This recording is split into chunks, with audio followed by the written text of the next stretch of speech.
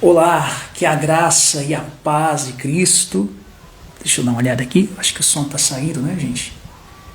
Que a graça e a paz de Cristo seja com seu espírito, alma e corpo. Que seja com o nosso espírito, alma e corpo. Essa graça que nos favorece, que nos renova, que nos sustenta, que nos dá essa oportunidade para a gente aproveitar aqui no dia de hoje, o dia que se chama hoje, a segunda-feira, segunda humana, na bênção do todo gracioso. Agradeço, Senhor, por essa oportunidade. Louvo a Ele por essa oportunidade de estarmos aqui para a gente adorar o nome do nosso Deus, para a gente aprender um pouco aqui com as mensagens, com as reflexões que são ministradas sempre nesses dias, sábado, sincero, domingo, texto e contexto. E hoje, hoje é a segunda-feira, a segunda humana, e gratidão por o Senhor estar nos renovando, nos sustentando nessa empreitada, nessa trilha que temos trilhado, Na verdade, que o todo tem nos conduzido nesse caminho. Então acho que isso faz toda a diferença para nós, que quando nós não sabemos, Ele vem que opera em nós o querer e o efetuar. Isso faz toda a diferença. Há muita frustração, inclusive em muitos pensamentos e pensadores, porque eles idealizaram um mundo de um jeito e eles começam a ver com a sua experiência que o mundo não é como eles idealizaram que fosse. E também idealizaram um Deus que não se enquadra no perfil de idealização. Então eles cortam logo essa questão de Deus, matam Deus, Deus está fora. Não tem lógica para Deus, não tem lógica. Então eles procuram com protestos, com manifestos, com tratados, tentar ver o que podem fazer. E isso sempre vai acarretando o quê? Mais frustrações, mais decepções, revolta. Sem falar que nós, seres humanos, temos um corpo, habitamos no corpo. E esse corpo, à medida que o tempo vai passando, ele vai ficando assim, delicado, mais do que já é. Vai ficando delicado. É como o corpo de um bebê, de uma criança recém-nascida. Vai ficando delicado. Então é preciso todo um cuidado. Quando é um bebê, os pais costumam cuidar, Os pais, pelo menos é assim a cultura, a tradição, a educação. Mas quando vamos ficando mais velhos, ficando, como dizem, idosos, quem vai cuidar? Quem vai cuidar, Nem todos têm a bem-aventurança de ter alguém para cuidar, E é por isso que, enquanto estamos cônscios, nossas faculdades mentais estão funcionando, a gente deveria falar como o salmista que disse assim: ensina-me a contar os meus dias, para que eu venha alcançar um coração sábio. E ali eu entendo esse contar os dias. Fala de uma ponderação consciente, sabendo que o tempo está passando, o tempo nesse corpo está terminando, está indo para o terminal. E sabendo disso, cônscio disso, eu quero aproveitar com o coração sábio, e só tem esse coração quem aprende a contar os seus dias. Quero aproveitar, mas não aproveitar de maneira irresponsável, de maneira inconsciente, inconsequente, mas de maneira consciente. Eu quero aproveitar assim, de maneira consciente. Teve um filósofo, ele disse uma vez assim: ele falou assim, você aguentaria viver tudo que você já viveu novamente? Ele chamava isso de eterno retorno. Ele acreditava que a vida era assim, um eterno retorno. Isso lembra um pouco algumas doutrinas religiosas que falam também da reencarnação, para a pessoa evoluir. Então ele falava assim, só que ele falava de um eterno retorno no sentido de viver eternamente retornando o que já foi vivido. E por que ele falava isso? Qual era o intuito disso? De falar desse eterno retorno? Para nos alertar, segundo a tese dele, para nos alertar a importância de aproveitar o máximo o dia que se chama hoje, a hora que se chama agora. Aproveitar. Porque esse dia, essa segunda humana não vai se repetir nunca mais. Ela é única, ela é inédita. E aqui talvez está a beleza disso tudo. A beleza disso tudo. Ontem, tem uma live de ontem, gravada, estava aqui, estava com outra roupa, estava até de chapéu, de boné. E hoje já é outra coisa. Aquilo de ontem, o David de ontem aqui ministrando já passou. Ainda bem que está gravado. A tecnologia ajuda isso, a armazenar, arquivar as coisas. As memórias ficam ali lembranças. Lembranças são o nosso álbum de fotos, né? Fica as lembranças.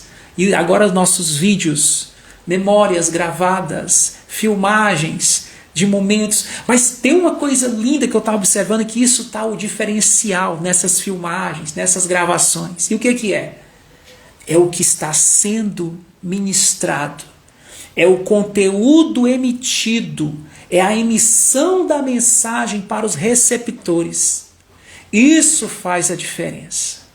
Como hoje eu estou falando aqui de uma mensagem, mas de uma mensagem que transcende toda expectação e que transcende o transitório, o efêmero, o frágil, o que vai passar. És pó e ao pó tornarás. Não é assim que está escrito na Sagrada Escritura? És pó e ao pó tornarás. Só que nesse pó foi soprado o fôlego da vida. Foi soprado o fôlego da vida. E esse fôlego, a minha questão não é sobre o pó. Apesar que o pó, enquanto está aqui formado, ele é até idolatrado. Ele é cultuado. Vivemos um tempo de cultuação do pó.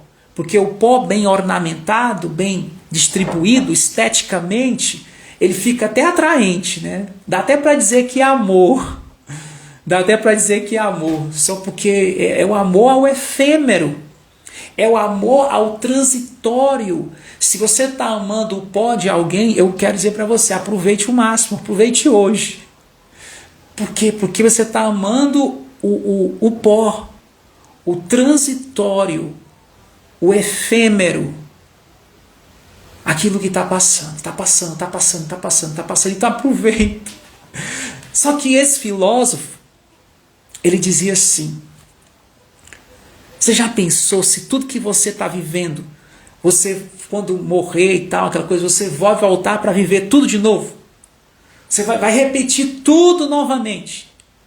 E aí depois você morre e vai repetir tudo de novo. E depois você morre e vai repetir tudo de novo. Aí o cara, e ele estava falando isso para um colega, e esse colega estava, inclusive, ele era um homem casado, e ele estava num casamento que ele não estava muito assim satisfeito com o casamento. Aí quando o filósofo deu essa ideia para ele, disse assim: já pensou você viver eternamente que você tá, essa vida? Aí o colega dele já pensou logo no casamento dele, ficou: não. Seria um castigo que ninguém merece, eu não quero esse castigo. Aí foi quando ele disse: então, o que você tem a perder, rapaz? Aproveita enquanto há tempo para fazer a diferença.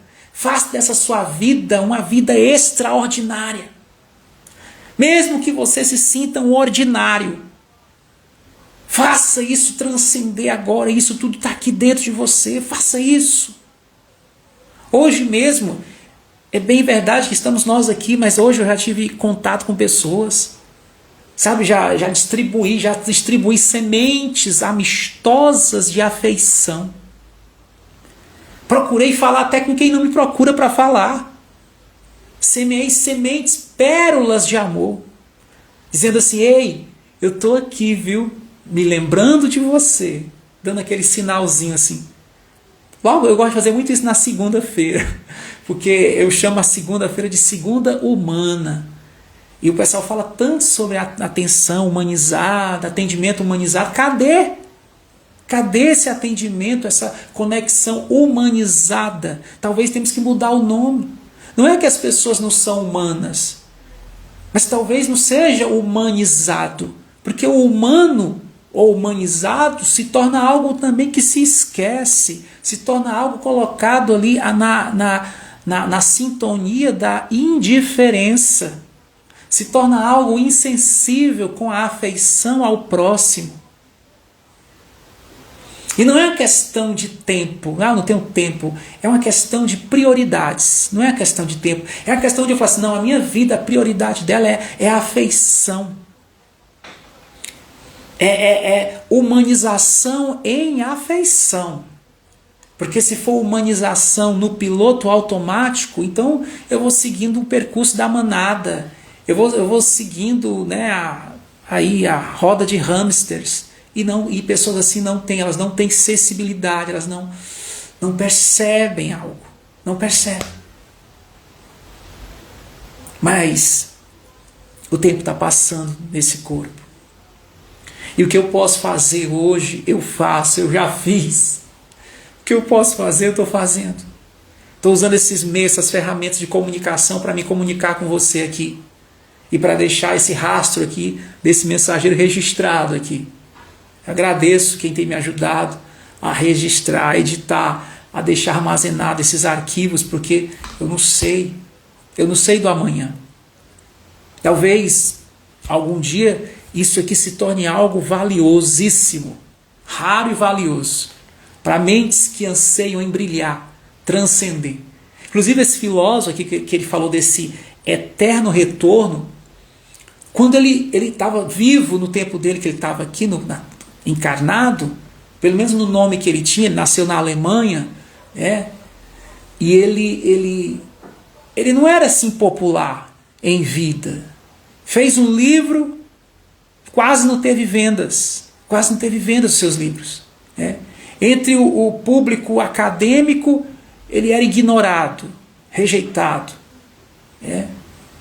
Então ele não foi essas coisas. Até hoje, na verdade, tem pessoas que quando falam deles, que ele depois da morte, ele se tornou póstumos, né? Ele se tornou alguém que teve uma fama pós a vida, né? Depois da morte, pós-morte, na verdade. Pós-morte, aí o nome dele se ecoou até nos meus dias. Mas em vida ele não foi assim um sucesso, não foi. Ainda antes de morrer, viveu 11 anos de maneira praticamente vegetativa, sem falar nada, sem se comunicar com ninguém. 11 anos antes de falecer, totalmente, de morrer. Mas ele falou isso, ele disse assim, enquanto ele estava ainda com as suas sinapses funcionando, seus neurônios, transmissores, ele transmitiu essa mensagem, escreveu em um tratado, ele escreveu sobre o eterno retorno. Mas não, a ênfase dele não era se apegar ao eterno retorno, mas a entender o seguinte, que esse eterno retorno nos alerta para que a nossa vida seja aproveitada da melhor maneira no dia que se chama hoje. É hoje, irmãos. Se puder, hoje eu já pedi para pessoas se perdoarem. Eu já pedi para a pessoa se reconciliar. Eu fiz isso hoje, não sei você, mas eu fiz isso hoje. Eu falei, por que vocês não se perdoam? Eu já comprei um objeto que está sendo necessitado num ambiente. Então eu já organizei isso. Sem falar as outras coisas de casa mesmo. E as conexões aqui. E a minha conexão com o meu amado Deus da minha alma. Então é tão tremendo, gente, quando a gente está cônscio do dia de hoje, que é o que nós temos.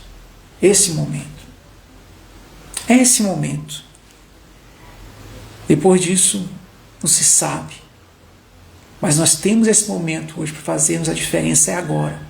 Não é essa questão de semana que vem, amanhã, quinta-feira, quem sabe, na sexta, à tarde. Não. Deixa esses compromissos assim para o corporativo. Mas para o reino transcendental do Espírito, do Eterno, a dádiva para se realizar, para se desfrutar, se chama hoje. Ou se hoje ouvires a voz do Senhor, né? Se hoje, o pão nosso de cada dia, dai-nos hoje. Hoje é o dia. Hoje é o dia da salvação. Hoje é o dia. E isso talvez pareça algo tão impopular, porque muitos estão inconscientes na roda de hamster, não conseguem perceber. Se o nosso evangelho, se a boa nova do evangelho está encoberta, é para os que se perdem, para os que perecem que está encoberta. O qual o Deus desse século cegou o entendimento deles, dos incrédulos, para que não lhe resplandeça a luz do evangelho da glória. Mas isso não quer dizer que não haja evangelho. Há evangelho. Há evangelho. Inclusive, tem uma passagem, deixa eu dar uma olhada aqui. Deixa eu ver se eu acho essa passagem aqui, gente. Romanos, né? Em Romanos tem uma coisa interessante aqui. Nessa carta de Paulo aos Romanos, no capítulo 1, quando ele está falando da degradação, da degeneração, não é nem da regeneração, é da degeneração, né? Da raça humana, da velha natureza. Paulo fala uma coisa aqui interessante sobre isso. Olha. A resistência deles em relação ao conhecimento de Deus, né? E Paulo diz assim, deixa eu ver aqui, eu estou sem meu óculos hoje, mas vamos ver aqui, peraí. Porque capítulo 1, versículo 19 diz assim, porquanto o que de Deus se pode conhecer, neles se manifesta, porque Deus lhe manifestou. O que de Deus se pode conhecer em nós, no nosso mundo social, na nossa civilização, se manifesta. Não só na natureza, mas nas nossas conexões humanas. Ele diz assim, pai, mãe, filho, né? Você vê essa afeição. Isso tudo representa. Deus também é chamado de pai, de mãe, em algumas traduções. Então isso manifesta o amor dele. Aí ele fala assim, porque as suas coisas invisíveis, desde a criação do mundo, tanto o seu eterno poder como a sua divindade, olha, o eterno poder eterno, e a sua divindade se entendem, claramente se veem. Claramente se vê. Paulo está dizendo que a divindade de Deus se vê claramente. Esses dias eu recebi um vídeo, né, do nosso amado colocando o sol assim, refletindo a luz do sol numa flor, acho que é uma rosa, né? E aqui ele diz, eu vejo Deus nisso. Pois é o que Paulo está falando aqui. É o que Paulo está falando aqui. Ele diz assim, ó, ele diz assim, as coisas que estão criadas se veem claramente pelas coisas que estão criadas, né? Isso quer dizer, se vê o Criador pelas coisas que são criadas. Ele fala assim, para que eles fiquem sem desculpas. Olha só, sem desculpas. Não tem aquela coisa, mas nunca ninguém me falou, nunca ninguém me anunciou nada, eu não ouvi. Como agora que eu estou lendo aqui na Bíblia isso. Mas ele está dizendo que é por isso que às vezes a pessoa fala assim, nossa, eu fui numa tribo indígena, lá não tinha nenhuma igreja, não tinha templo, não tinha religião, mas eu observei uma coisa nos índios, naqueles, né, nativos daquela tribo, daquela terra, daquela aldeia, é que eles tinham um estado de espiritualidade, de meditação. Eles tinham um momento lá que eles cultuavam alguém que eles chamavam para eles do Deus deles. Mas como? Se ninguém foi lá catequizá-los. De onde é que vem isso? De onde vem isso? Eles estão ali rodeados pela presença de Deus, gente, pela divindade, do poder do eterno, através daquela natureza. E eles percebem, muitos deles não foram totalmente corrompidos por uma cidade, por uma cidade corporativa, colonizados por uma mentalidade globalizada, cheia de correrias, cheia disso e daquilo. Entendeu? E é isso. Deixa eu continuar aqui o texto, a leitura. Porquanto, tendo conhecido a Deus, tendo conhecido, diz que eles conheceram a Deus. Não é que eles não foram evangelizados, eles conheceram a Deus. E Paulo está sendo bem sucinto e bem direto aqui. Ele está dizendo que eles conheceram a Deus. Mas não foi porque o Paulo foi lá pregar para eles, não. Eles conheceram a Deus pela manifestação das coisas que estão em nossa volta. É por isso que, do jeito que existem cientistas, filósofos, médicos e tantos outros, estudiosos intelectuais, você pode observar, uns não vão acreditar, outro lado acredita. E é impressionante tanto o motivo do que não acredita, como do que acredita, porque os dois têm motivos convincentes até. Os dois. Como é que pode? Eles estudam a mesma ciência e têm a opinião deles divergem. A opinião deles não se harmonizam. São diferentes. Por quê? Pois é. Talvez um lado percebeu algo que o outro não. Né? O outro não percebeu e não vai acreditar. Então ele diz assim, ele fala assim: porquanto, tendo conhecido a Deus, não o glorificaram como Deus. Eles conheceram, mas não deram essa glória. Não é Deus assim. Não é Deus. Né? Aí vocês não glorificaram como Deus. Aí fala assim: nem lhes deram graças. Antes, em seus discursos, olha assim, é um povo que discursa aqui, viu? É um povo que tem argumento. Em seus discursos se desvaneceram, e o seu coração insensato se obscureceu. E aí, meu irmão, um coração obscurecido, é o que eu falei. O Deus desse século cegou o entendimento dele para que não resplandeça a luz do Evangelho. Isso aqui para ele vai parecer perca de tempo, loucura, absurdo. Ele diz aqui, ficou insensato e obscurecido. O ser dele se obscureceu para a divindade do Eterno. Se obscureceu. Aí ele fala: dizendo-se sábios, tornaram-se loucos. Dizendo-se sábios, tornaram-se loucos. É melhor às vezes você dizer que é louco e se tornar um sábio, do que se dizer sábio e se tornar um louco para Deus. Eles diziam que eram sábios. Eles tinham credenciais de sábios. Eles eram legitimados como pessoa sábio, homem sábio, mulher sábia. Mas para Deus eles se tornaram loucos, porque eles ficaram obscurecidos em relação à luz da glória de Deus. Aí diz aqui: e mudaram a glória de Deus, eles mesmos. Olha a sabedoria deles, eles estão usando a sabedoria deles para mudar a glória de Deus. Mudaram a glória de Deus incorruptível em semelhança da imagem de homem corruptível, e de aves, e de quadrúpedes, e de répteis, pelo que também Deus os entregou aos desejos do seu coração. O que Deus fez aqui com eles de mal, de castigo?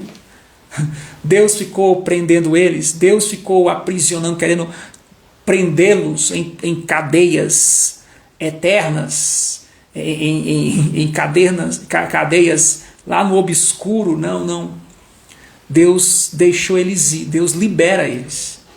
Na verdade, Deus libera eles. Diz assim, Deus os entregou. Deus entrega a eles aquilo que eles querem. Deus entrega a eles a sua própria concupiscência, o seu próprio desejo, o seu próprio fetiche, o seu próprio anseio, o que eles querem, a sua própria fantasia. Deus vai. Deus é assim, gente. Pelo menos aqui da Bíblia, né? Você fala assim, eu quero isso. Ele é um pai que ele diz assim uma hora: você quer, filho? Quero. Aí ele diz, vai. Pois vai. A gente já aprende outra cultura, né? Um outro tipo de cultura de paternidade. A gente já pensa assim, não, pai é o mandão. Pai, inclusive está chegando o dia dos pais aí, meu Deus, né? Eu nem sabia que ainda tinha isso, dia dos pais, né? Mas tem aí, né? Comercialmente tem, corporativamente. Mas pai, o que é o pai? Papai é o mandão. Esse pai aqui é diferente. Ele diz assim, e porque Deus entregou eles. Sabe quando você entrega sua filha para alguém? Quando você entrega sua mãe, entrega sua família, você entrega a sua alma para alguém. Pois é, Deus entregou, pode também. Podem, fique à vontade. Eles foram entregues ao que eles querem.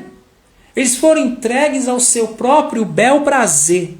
Não dizem amor próprio, justiça própria, tudo nosso. Pois é, inclusive o bel prazer próprio. Eles não tinham, gente, prazer no Senhor. Eles não tinham prazer, tanto que eles começaram a criar um Deus com as suas próprias mãos. E isso vai cauterizando a consciência dessa gente, como acontece hoje. Isso aqui só me lembra uma passagem lá que aconteceu em Israel, assim que Moisés tira o povo do Egito. Assim que eles atravessam o Mar Vermelho, quando estão do outro lado do Mar Vermelho, a coisa lá fica entediante. Moisés está lá no monte com Deus conversando, orando, recebendo os 10 mandamentos, e ele demora vários dias lá na montanha, lá no pico da serra lá. E enquanto isso o povo está lá embaixo, o povo está entediado, o povo está ocioso, o povo está assim com aquela ansiedade também, querendo alguma coisa para se entreter. Olha só, o povo naquele tempo já estava com aquela coisa, né, de se entreter, estava com aquele tédio, estavam entediados. Então ele disse assim: pai, tem que fazer um Deus mais perto, porque o Deus de Moisés é muito longe, é inacessível, só Moisés tem acesso a esse Deus, como se eles realmente quisessem, né, estar na presença. Uma vez Deus desceu lá para querer procurar eles, dizem que eles se afastaram, correram e falaram: Moisés, pode ficar sozinho com o seu Deus aí, depois tu traz para nós os mandamentos, a gente vai obedecer, mas a gente não vai ficar aí não, porque eles ficaram com medo de Deus, com medo, ficaram com medo. Então eles pensaram assim: não, a gente quer um Deus mais próximo, um Deus mais chegado, um Deus que dá para a gente, que entenda a gente, que compreenda a nossa humanidade. Aí o que eles fizeram? Eles se lembrando ainda do tempo que eles viveram no Egito. Lá no Egito eles são politeístas, são vários deuses. Então eles fizeram a história chamada de bezerro de ouro. Fizeram um bezerro de ouro. E é interessante que o texto fala, esse texto está, deixa eu ver aqui, eu até anotei, está em Êxodo capítulo 32, no versículo 6. E lá diz que o povo sentou para comemorar ao redor do bezerro de ouro. O povo foi celebrar. O povo fez uma celebração. Em algumas versões diz que o povo sentou para comer e se divertir, beber e se divertir. Isso vai ser repetido lá em 1 Coríntios 10, 7. Paulo vai fazer menção dessa passagem lá de Êxodo. Diz assim: o povo sentou, tem uma tradução que fala assim, que o povo sentou para se divertir. Aí eu fiquei me perguntando: meu irmão, o que tem de errado em se divertir? O que tem de errado em se divertir? Essa é a mentalidade quando ela fica pervertida. É quando ela fica obscurecida. O que acontece? O homem sai da presença. O homem não entendeu que, olha irmãos, tem uma coisa interessante que havia no significado do nome Éden, onde o primeiro lugar Deus colocou o homem ali, o projeto dele, no Éden. Se tem uma coisa que você talvez nunca compreendeu, é que no Éden tem uma coisa que lá não havia só intimidade com Deus, harmonia, Deus aparecia na viração do dia para falar com o homem adorava Deus. Não era só isso. Havia uma outra coisa, e a gente vai perceber isso depois da queda do homem. Porque a gente começa a ver uma evidência de sintomas que o homem antes da queda não possuía aquilo, ele não sentia aquilo. E o que é? O que no Éden tinha? O que é o significado do Éden realmente? Era um lugar onde o homem estava na presença de Deus sem medo e sem culpa. Essa é a questão. O Éden era um lugar de harmonia plena, de prazer. E o maior prazer, aquilo que realmente mantinha o homem ligado à vida, à árvore da vida, era essa conexão que não era, interferida por nenhum sentimento de condenação, por nenhuma acusação, por nenhum sentimento de culpa. Não era. Mas só foi o homem conhecer a epistemologia do bem e do mal, a ciência, o conhecimento do que pode dar certo e do que pode dar errado, porque esse foi o fruto lá que eles experimentaram, do que pode dar certo e do que pode dar errado, da sorte e do azar. Antes disso não tinha isso. Antes que tinha era a árvore da vida, era a vida, Era a vida plena para o homem. E nessa vida não havia essa questão de pecado, não havia essa questão de vergonha, não havia moralismo. Já parou para pensar, gente, que no Éden não precisava de sentimento moral? Ou você acha que o Adão se sentia santo no Éden porque ele era moralista, puritano, ele e a Eva? Não tem como. Era a dispensação da inocência. Tem um livro do Osho chamado Inocência, Resgatando a Inocência, né? O encantamento. Era um lugar, meu irmão, não tem como eu falar aqui. Não tem como eu falar. Era além do psicodélico.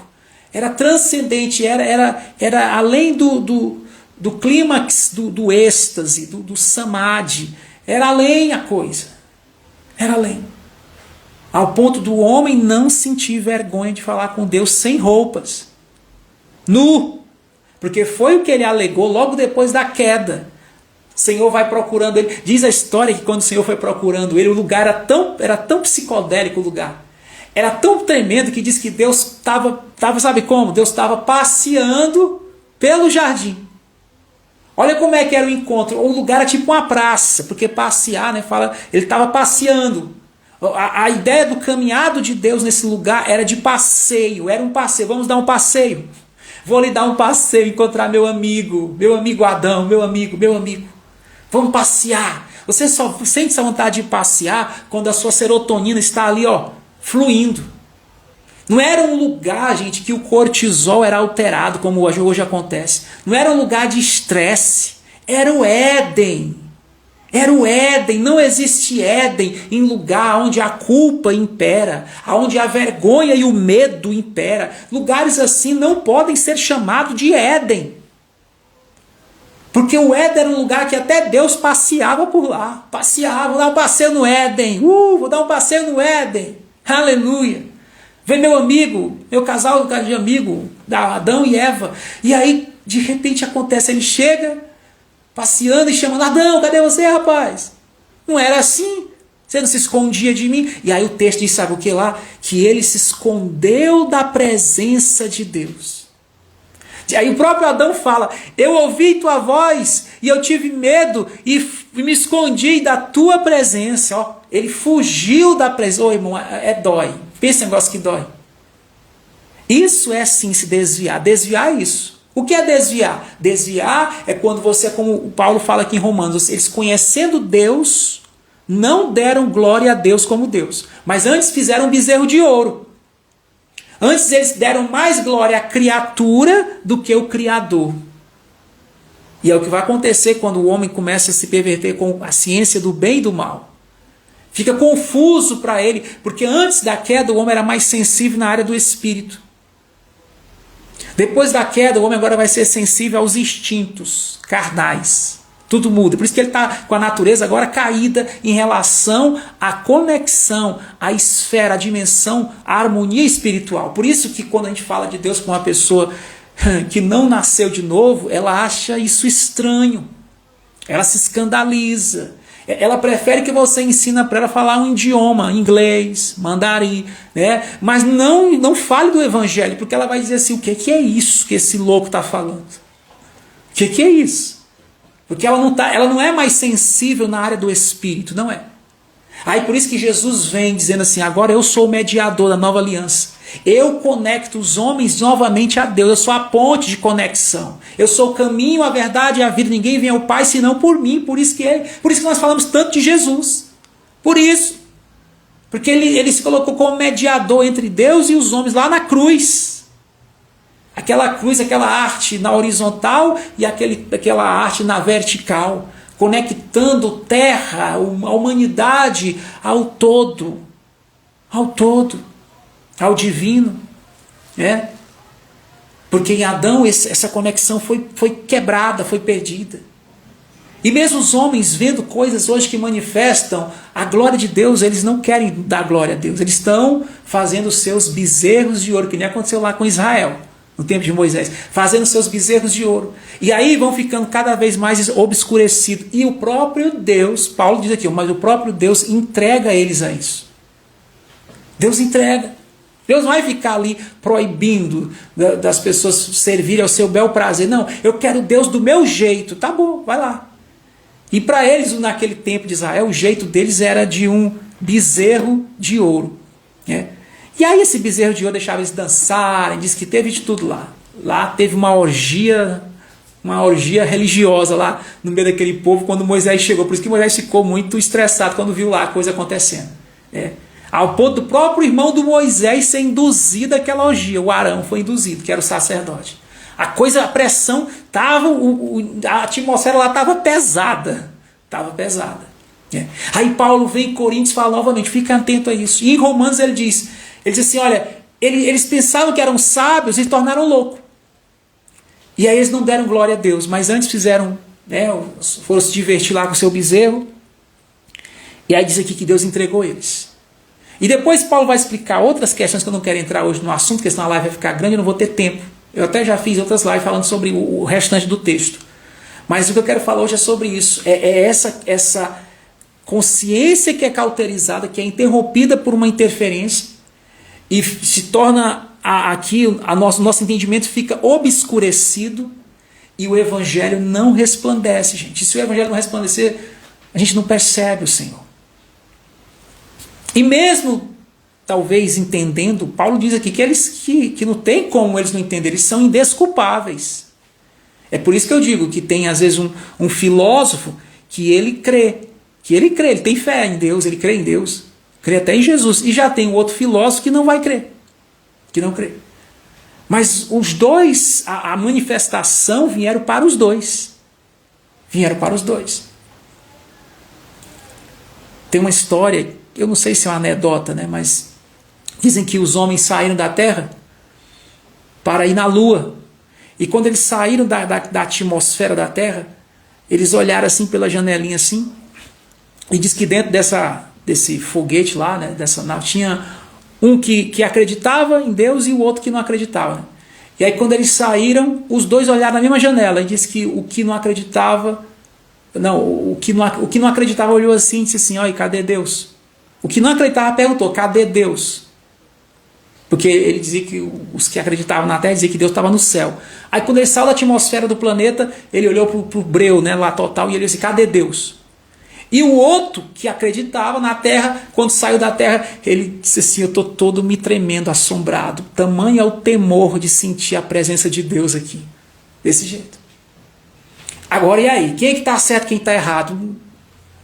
Eu acredito que existe uma razão. Posso estar errando aqui, Deus me perdoe, mas eu acredito que existe uma razão, mesmo que seja obscura, de ter uma certa oposição ao crer. Existe uma razão necessária de ter aquele que se intitula como o que não crê. Né? Eu não creio. O que nega. Tem uma razão disso acontecer. Eu não sei, porque se eu aqui na Terra, eu fico todo assim, meu Deus, sentindo o Senhor aqui, né? Porque o Espírito Santo faz isso, segundo a palavra, eu sei desse. Agora imagina eu dentro de uma nave, saindo do planeta. Se quando as poucas vezes que eu andei de avião na minha vida até hoje, acho que eu já andei umas 5 vezes de avião, né? Eu preferia andar menos, mas teve um momento que teve que ser mais, porque eu estava em conexão e aí eu tive que andar. Inclusive foi em Minas Gerais, de avião. Mas já fui para Goiânia também. Né? E passei em outros lugares também.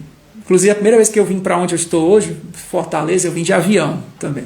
Acho que eu viajei umas 2 vezes de avião para Fortaleza, antes de morar em Fortaleza. Então, quando eu estava ali saindo do aeroporto, o avião decolando, meu Deus... Eu começava a ver assim, a terra, assim, só aquelas luzezinhas, sabe? Diminuindo, aqueles fachozinhos de luz, parecendo umas estrelinhas. Que algumas vezes eu viajava à noite, né? A maioria das viagens foi à noite. E eu olhando assim, eu sentia, oh Deus, sou Deus, o Senhor está aqui. Alguns vão falar assim, não, isso é medo, você estava com medo. Pois é.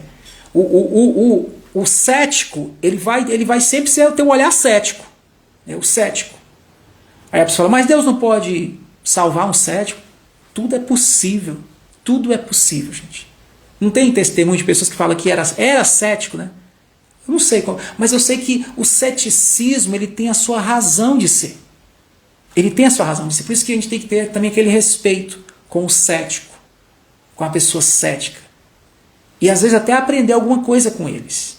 O próprio Paulo aqui fala, ele conta essa história para mostrar para os irmãos que estavam ali ouvindo o evangelho através dele, o exemplo desses céticos do passado. Ele conta a história, ele relembra a história. O povo sentou para comer, se divertir, comemorar, né, aquela coisa. E diz que depois foi uma consequência danosa que aconteceu. Mas a questão é, qual é o erro em se divertir? Qual é o erro que tem em se divertir? Por isso que a tradução lá não está totalmente explícita do que aconteceu nessa diversão. Não era a questão da diversão em si. E mesmo que a diversão tivesse, como alguns estudiosos, conspiradores, dizem que lá houve uma orgia sexual, mesmo que a diversão tivesse sexo, isso não demoniza e não neutraliza a ação afetuosa daquele que criou o prazer e criou o próprio Éden. Não neutraliza. Não. Deus tinha tanto amor pela sua criação, pelo homem que ele fez a sua imagem e semelhança, que quando o homem falava com Deus, o homem nem usava roupa. Nem usava roupa, nem o homem nem a mulher. E eles não tinham vergonha disso. Eles não tinham vergonha. A questão não era a diversão, como até hoje não é a diversão. A questão não é, porque quando você começa a condenar, demonizar a diversão, gente, aí você começa a andar guiado não pela expressão do amor de Deus, mas pela expressão de leis levantadas por homens. Inclusive o próprio Moisés levantou as leis, né? Leis levantadas por homens que escrevem em corações de pedras e que nem eles mesmos podem cumprir essas leis morais, essas leis mosaicas. Mas Jesus veio trazendo a graça.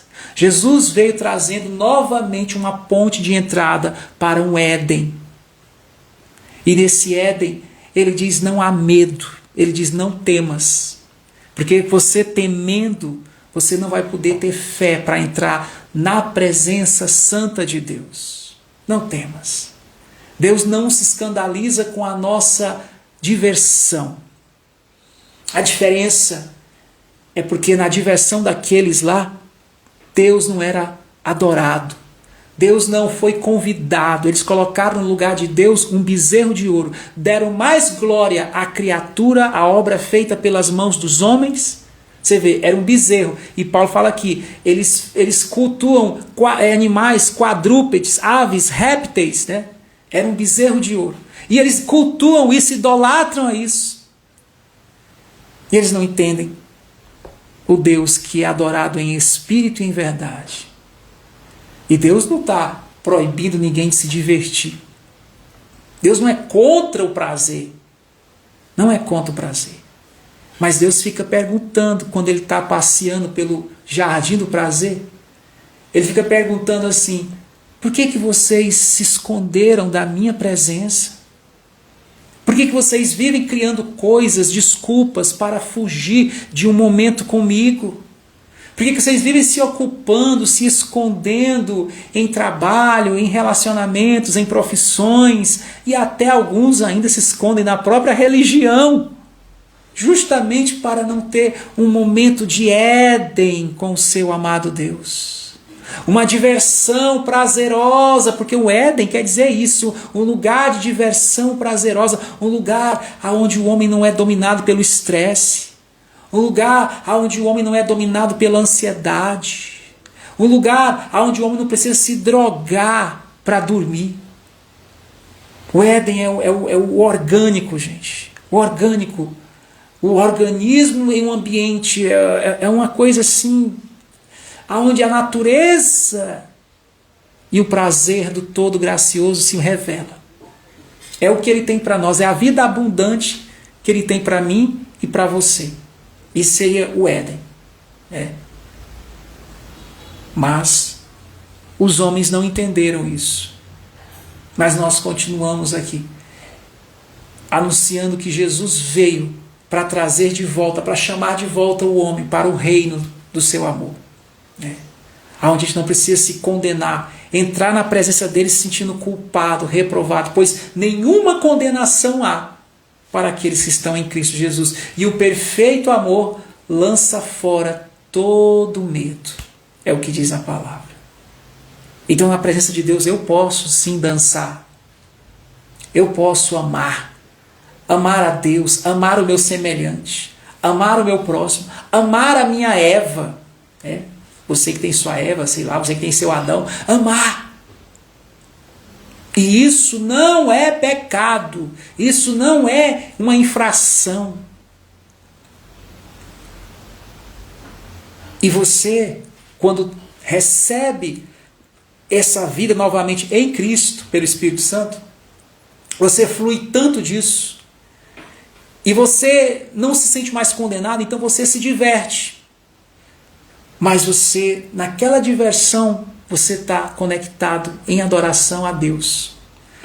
E você sempre dá glória a Ele por tudo, até pelo prazer que você sente, que você dá, que você recebe com outras pessoas, com o seu semelhante, com outro ser humano. Você não fica ali dizendo, não, eu estou aqui nessa me divertindo porque eu me desviei de Deus. O discurso feio. É um discurso feio. É um discurso de alguém que está com a mente obscurecida. Foi obscurecida essa mente. Não compreende a luz. Por isso que Jesus diz, eu não vim para condenar o mundo, eu vim para salvar. Quem condena vocês é Moisés, a lei. Mas eu não vim para condenar, eu vim para salvar. E ele diz ainda assim, né? Só que os homens amaram mais as trevas do que a luz. Os homens amaram mais as trevas do que a luz. A questão só foi essa. Ele até diz, se tem alguma condenação, sabe qual é a condenação? A condenação é esta, é que os homens amaram mais as trevas do que a luz. Essa é a condenação. Porque Deus entrega eles, deixa eles lá no obscuro deles. Eles não querem. Eles não querem viver um cego guiando outro cego para cair no mesmo buraco, então deixa lá. São guias de cego, são cegos guiando outros cegos. Aí diz, eu sou mentor, mentora, mas o mentor cego vai levar um rebanho ao abismo. A ribanceira lá, o vale, vão todo mundo desmoronar. Porque são cegos, guias de cegos, como eram os fariseus antigamente. Né? Cegos, guias de cegos. Porque quando a gente está na luz, é diferente. Aquele que está na luz, os olhos dele não são maus. Por isso que ele não vê imoralidade. O que ele vê é inocência. É diferente. Ele não vê imoralidade, ele vê pureza. Ele vê o orgânico, ele vê a natureza como era, ou a origem, a criação original da criatura, a imagem e semelhança do Criador. E isso não há nada de imoral nisso. Não há nada de imoral. Né? Pelo contrário, perfeito, pleno, como Deus fez. Que o conhecimento da glória, gente, venha se renovar, essa iluminação a cada manhã em nossas vidas. Que a nossa consciência não seja cauterizada pela obscuridade. Mas que a gente possa, por mais que a gente passe pelo vale da sombra, a gente possa declarar, o meu pastor está comigo. O meu Senhor está comigo. Ele está aqui comigo. Em nome do Senhor Jesus. E Ele não me reprova, não me condena. Ele não se escandaliza com a minha dança, com a minha diversão. Porque, na verdade, eu estou me divertindo, eu estou comemorando, eu estou agradecendo, eu sou grato, eu estou celebrando, estou jubilando aqui, me regozijando justamente por causa do meu Deus. Quando o Senhor restaurou a sorte de Sião, ficamos como os que sonham. A nossa boca se encheu de risos, risos, risos, e os nossos lábios de júbilos, júbilos, júbilos. Sabe o que é isso? É alegria, é prazer. O mesmo prazer que os israelitas procuraram lá no bezerro de ouro, Deus tem esse prazer para nós. Então a pessoa falar, eu estou aqui me divertindo porque eu me desviei de Deus. Não. Então, que Deus? Depende do Deus. Talvez foi um Deus que você criou, que a sua religião criou, que te condena, que se escandaliza com a tua alegria. Porque o Deus de amor não se escandaliza com a nossa alegria. Até porque foi Ele que criou essa alegria. A alegria, ela é um fruto do Espírito. O prazer é um fruto do Espírito. Mas aí vem o engano, engoda tudo, bagunça tudo. Aí a gente come da ciência do bem e do mal, do que pode dar certo, do que pode dar, aí fica tudo embananado, e aí a gente fica, aí sim, a gente fica separado do entendimento puro de como é a clareza de Deus. E aí você começa a fugir, se esconder da presença de Deus. Se esconde da presença. Fugindo da presença. Como se Deus, aí faz de Deus um pai zangado, um pai moralista, um pai que está ali te vigiando, te pastorando, que se você vacilar, pisar na linha, ele assenta um raio na sua cabeça. Não, não, não, não, não. 1000 vezes não. Esse não é o Deus do Evangelho. Esse não é o Deus das boas novas do Evangelho de Jesus Cristo, da graça, da misericórdia, do amor. Não é. Esse não é o Deus do Espírito Santo. Esse pode ser o Deus criado por N religiões de homens, mas não o Deus de Jesus. Não o Deus de Jesus. Porque o Deus de Jesus é diferente. Ele, se for preciso, dar a vida por nós para nos salvar. Ah, irmãos, isso é maravilhoso. E aí, isso me leva a celebrar. E é uma celebração tão santa, tão pura, que eu nem preciso, sabe, de química, de um êxtase produzido pelo componente químico. Eu não preciso de um alucinógeno, eu não preciso de algo para me deixar inconsciente, para ter prazer. Não preciso, eu não preciso me drogar. Eu não preciso. Porque o êxtase, ele é produzido naturalmente na presença de Deus. Aleluia. Sabe, é que nem o hormônio do sono à noite, né? Melatonina, eu acho. Esqueci o nome, né? Melatonina. Ele vem, quando você está bem, ele flui naturalmente. Quando você está sintonizado com o ciclo circadiano, né? Você na hora que está chegando a hora, você já começa a sentir o sono te chamando. Bora dormir. É assim. Agora, quando você não está harmonizado com o ciclo circadiano, aí não.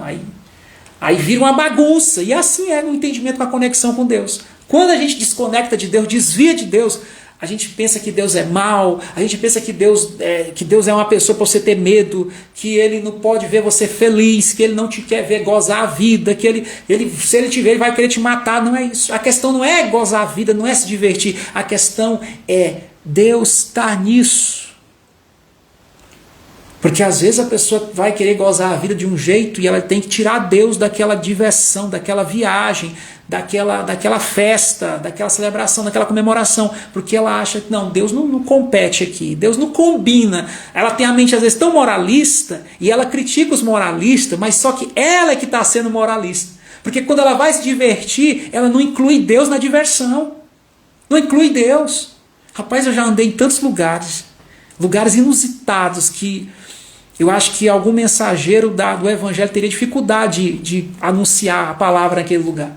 E eu estive ali, o universo me colocou ali, e eu sabia que eu estava ali não para me desviar, não para esquecer a glória de Deus, o conhecimento de Cristo, mas para anunciar, para proclamar o Evangelho naquele lugar, para ser luz ali, luz do mundo, sal na terra, para ser um vagalumezinho brilhando naquele apagão espiritual. E foi o que aconteceu. Acendi a minha velazinha lá.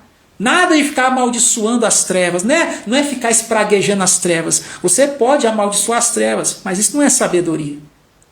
É muito melhor do que amaldiçoar as trevas, você acender uma vela. E essa vela, ela pode estar aqui, ó. Essa vela pode estar aqui. E quando ela está aqui também.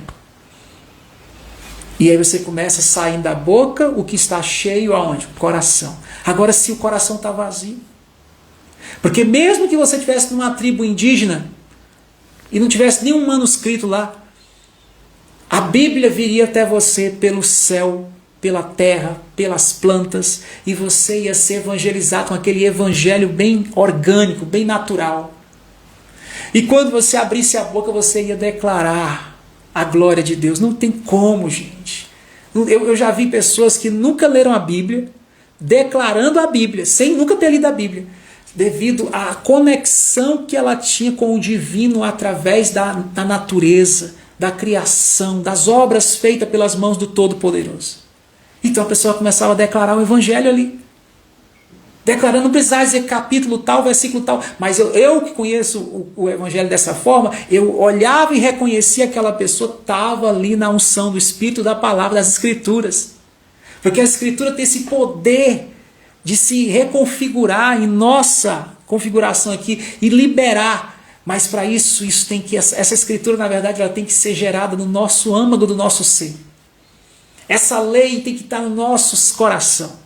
E aí quando abrimos a boca, começamos a pronunciar, começa a ser liberada aquela língua como se fosse uma língua erudita em nós. E começamos a ministrar, sermos verdadeiros arautos do Senhor. Isso em lugares inusitados, gente. O vento sopra onde quer e ouve sua voz, mas não sabe de onde vem e nem para onde vai. Assim é todo aquele e toda aquela que é nascida do Espírito de Deus, ou seja, a nova natureza em Cristo. Deus abençoe vocês. Essa noite foi a nossa live, segunda-feira, segunda humana. Eu sei que eu não concluo esse raciocínio, ou será que eu posso falar raciocínio, né? Porque eu acho que saiu meio fora do raciocínio aqui, mas eu não concluo essa mensagem hoje. A maioria eu não tenho concluído, na verdade, porque são mensagens para uma vida, para uma jornada. Mas eu espero que a gente possa ouvir de tudo aqui, você que vai assistir gravado, e reter algo bom, algo que venha te edificar. Essa é a minha oração. Se algo aqui te edificou espiritualmente, eu já estou grato, o trabalho já foi recompensado, tá certo? Que Deus abençoe a vocês e que o nosso entendimento, nossas faculdades mentais, os olhos do nosso entendimento se abram para que resplandeça a luz do Evangelho da glória do eterno Deus. Fica com Deus, uma ótima noite, bom descanso. Se der para curtir a live, curtir esse vídeo gravado depois, né? Compartilhar, comentar, fica à vontade aí. E a gente sabe que quando vocês curtem, né, isso ajuda a ferramenta aqui de comunicação a levar essa mensagem para que mais pessoas possam assisti-la. E a minha oração é que todas possam serem edificadas espiritualmente, abençoadas em nome de Jesus Cristo. Graça e paz.